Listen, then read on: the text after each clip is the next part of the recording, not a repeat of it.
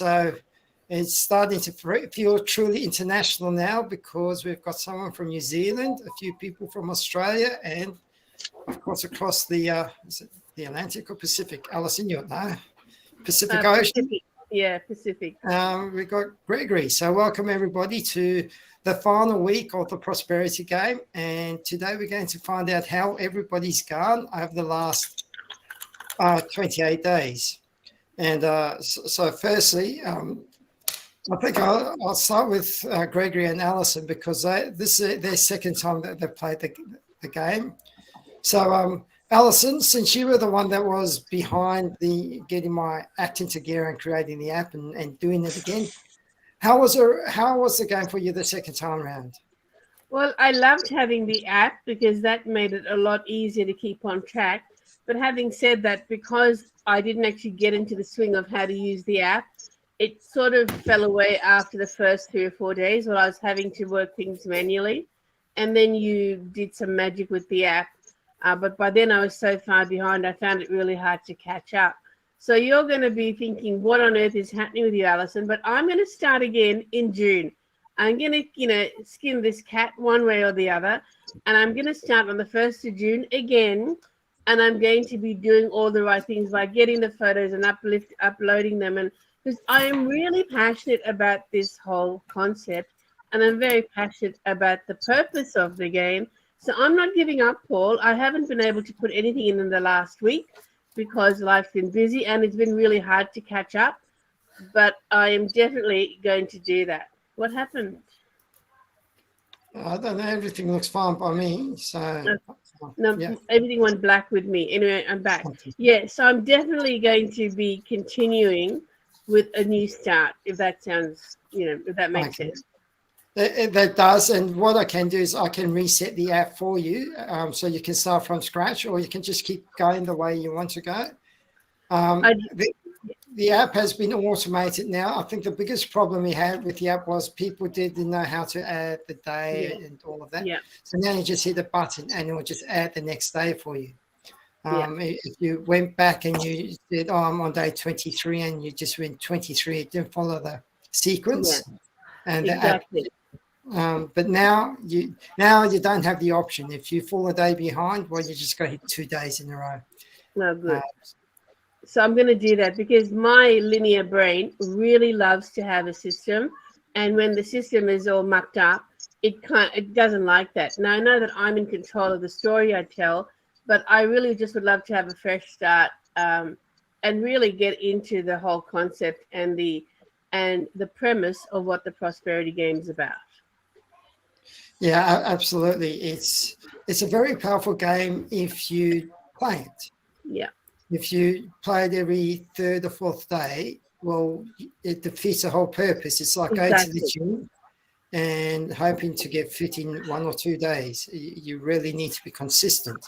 Exactly. And when you want to change your life and the money in your life, it needs to be a consistent focus on what you want. Otherwise, we won't do. All right. Well, Gregory, how did you go? Well, I spent quite a bit. I kind of, just like you said about the idea of it getting into our mind, of the having and spending of larger amounts, and like Alison said, the concept of it is very deep, really. I don't even call it the prosperity game anymore. On my notes here, I call it the prosperity project, because I think it is a really deep concept that can have great impact and benefit on everybody. So I'm doing a little better. I don't keep up with it every day. I actually do fall a few days behind. I got so many things going on, but I am always trying to think about how to spend it. And I did spend quite a bit of it today. And so I still got a little bit of a balance, not a huge balance. And so I love the game. I do love the upgrades in the app. That is very helpful.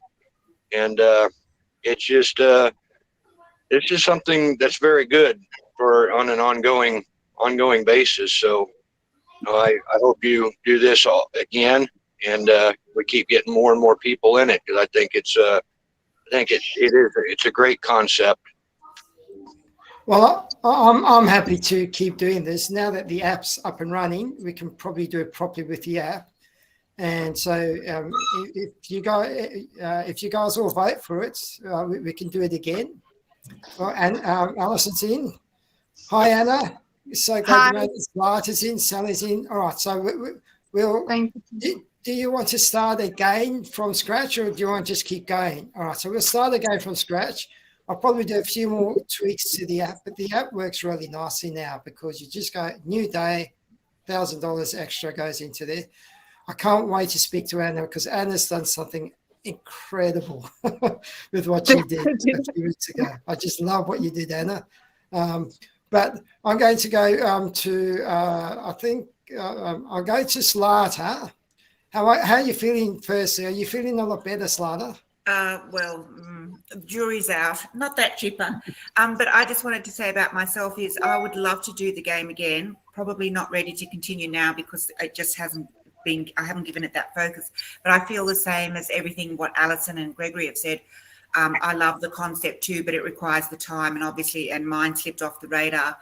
And I was doing the visual pictures in a notebook, but obviously you'd like the app checked out and used. So I have to get out of my old school ways and actually use the app. But I would very, very much like to do it again, but probably just not at the moment because I just can't. But I also love the concept and it's so much fun.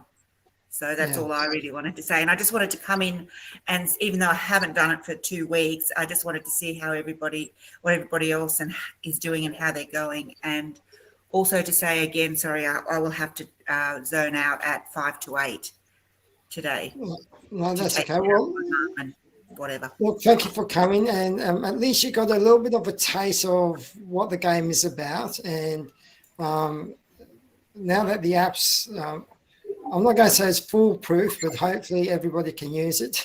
I'm trying to make, I'm learning Power App now as well. So Power App's a new way to create an app. I think it's going to be more powerful. So yeah, we'll see how we go, but at least we've got something that we can play with. All right, Ray, welcome aboard. So I got a question, Paul. Okay, sure. Just the rest of you guys. I just had a conversation with Paul last week, and he sent me the app, and I haven't played it yet. I've been busy with other stuff, like the rest of us. But I got a question that just come through my mind. You guys have been playing this game for a while, and so how is that spun off out into your life? Yeah. When you're playing the game's one thing, but how is it spun off out into your life and your business activities? Does anybody want to answer that question? Well, I think it's a slow process of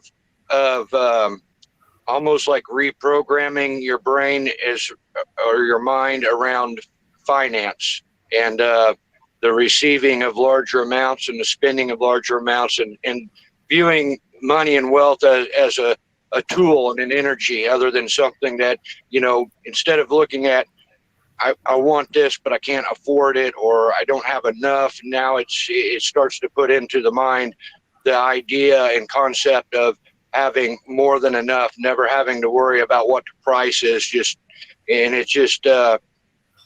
When that develops in the mind that money is not an object anymore, that there is no lack, but there's abundance, then it puts you on a different vibration with money and wealth, and it will help to bring it in because you're viewing it different, feeling different about it. That's my idea on this.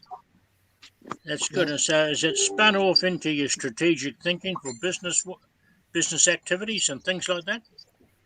It can, yeah. Like I said, I think it's a slow process because you have to develop that new belief around money. And when you do, it starts a belief, of course, controls so much of our action and behavior. So when that changes in our subconscious, then we start to act and behave in ways that we're not even realizing we're doing. That makes things makes us more abundant in our life.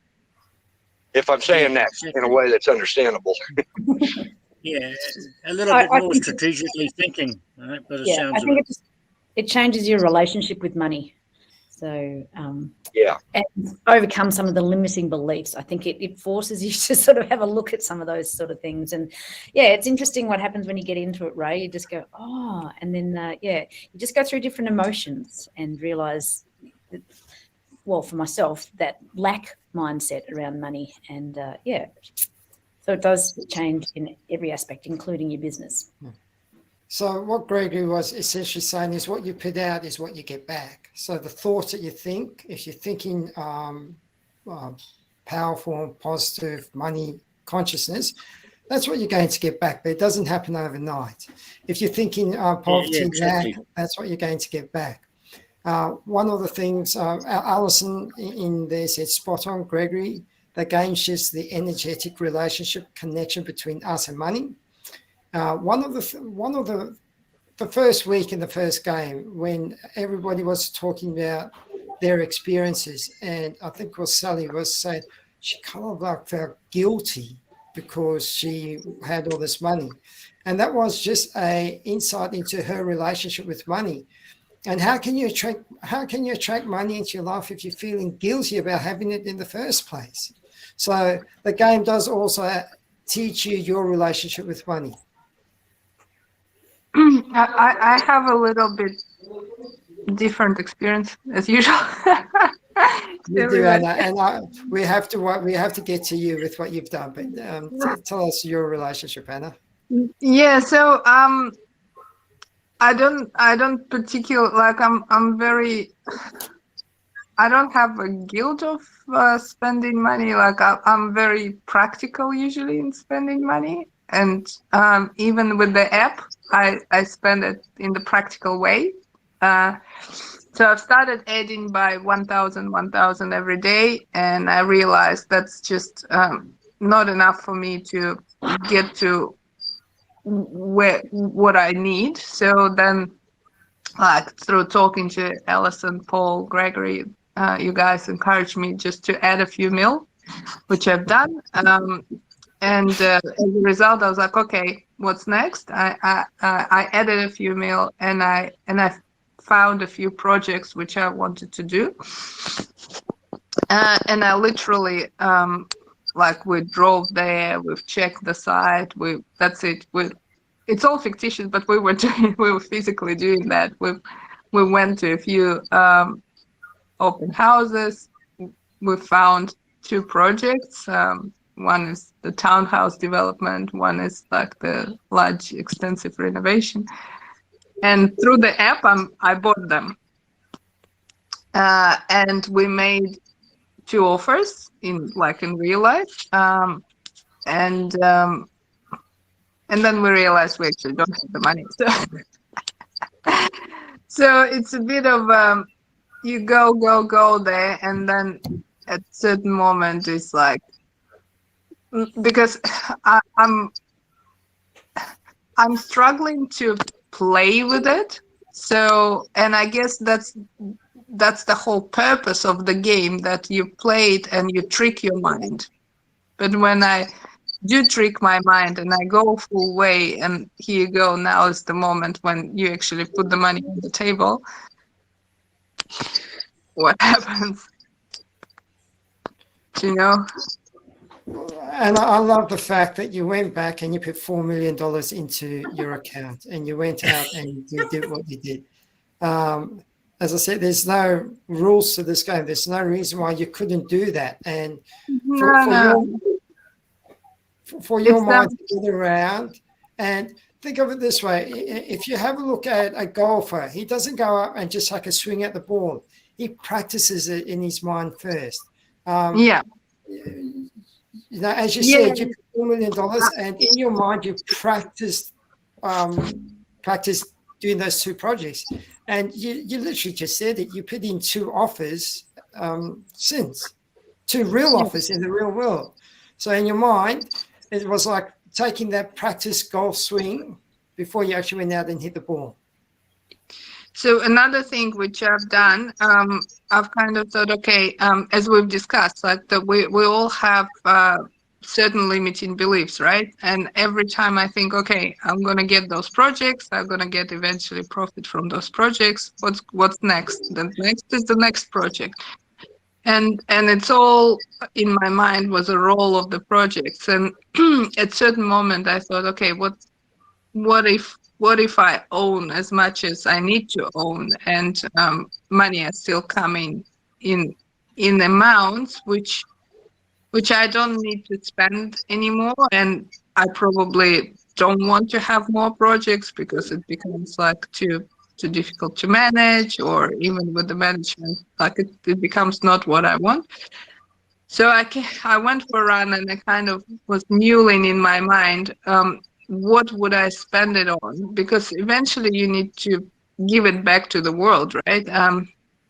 And I couldn't come up with any idea whatsoever. And I realized that probably those ideas where to spend money and how to give it to the world, it comes at the point when you're already ready, when you are at that level. And I came home and I talked to my husband and I said, what if you have unlimited amount of money and you already have the brand new house, brand new cars or whatever, and you've spent like all the clothes and trips and everything.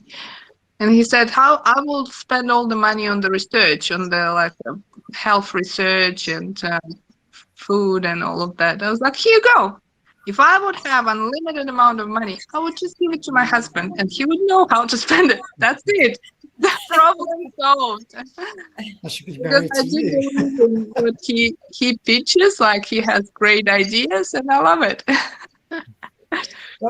And that's the whole idea. It's just the fact that you're thinking about this and you're asking your husband, if you had unlimited money, what would you spend it on?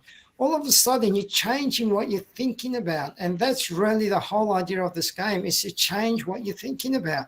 And you're thinking about prosperity and doing research. I don't know what kind of research. It might be cancer research or whatever. I know for me, mine will be to perhaps help children in third world countries, get them schools and things like that. That's where I'd like to be spending excess money. That's the big picture.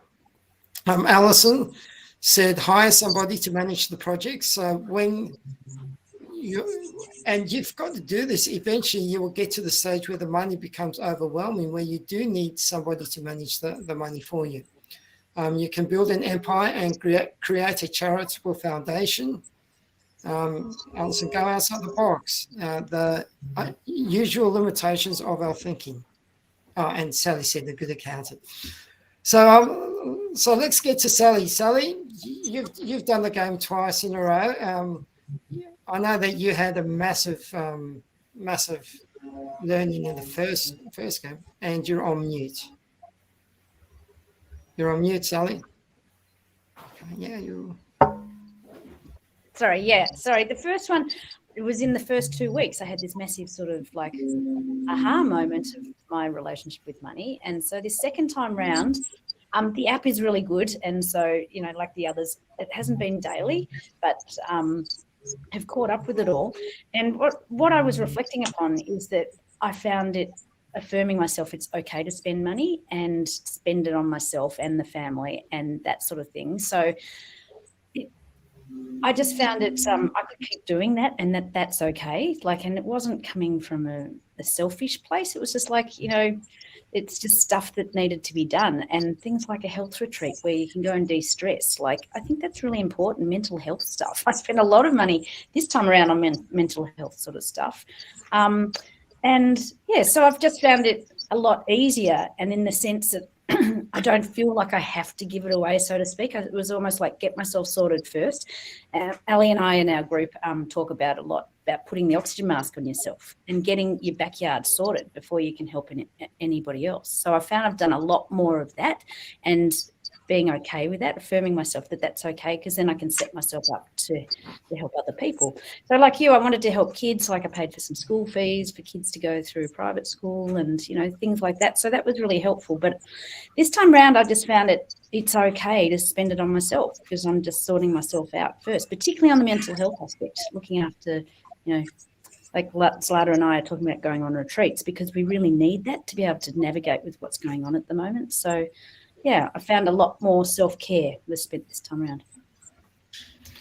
And one of the things, Ray was saying, have you seen any benefits?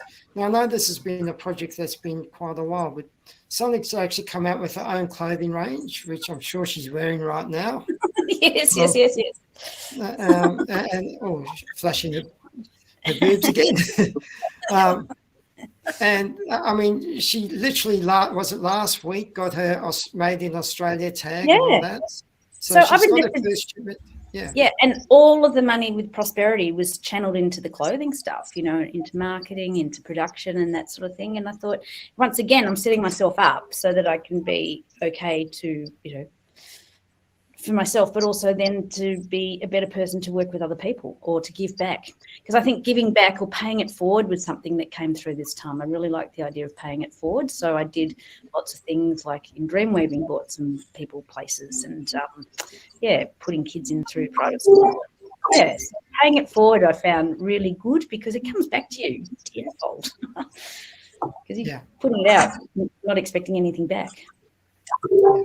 Absolutely. And Alison, I'll get back to you, but absolutely, it's a lot easier to help somebody if you've got money than if you don't have money. And a lot of people, I know there's been people that have come up and said, well, I'm happy where I am. I'm glad you're happy where you are, but if you had more money, you could perhaps help more people, perhaps have a fuller life. I don't know. All right, Alison, what did you want to add? I was just going to be cheeky and say, while Sal's talking about her clothing range, some of which she's wearing, some of which is behind her, if anybody's watching and listening and you're really into, fitwear, activewear, get in touch with Sal. It's all made of bamboo. It's all natural, made in Australia, and it's a fabulous, sustainable range. I just thought I'd give Sally's clothing a plug. Not only that, when you get one of the pieces of clothing, you're going to get crystal of. You've got all these different crystals. So you're going to get crystals. So heart chakra. Yeah. There's a heart chakra. And these crystals all help with the energy flow as well. So tell us they more all about have healing properties. Yeah, they all have healing properties and they align with the different chakras. So rose quartz for the heart chakra. So it'll be the pink top. Yellow top is empowerment, and that comes with tiger eye. Sodalite for the throat chakra, amethyst for the crown. So, and we have a little pocket in the side of the thing, so that because where your attention goes, your energy flows. So each of the tops have intentions and affirmations. So you just step into what I choose to trust today. So this is my third eye.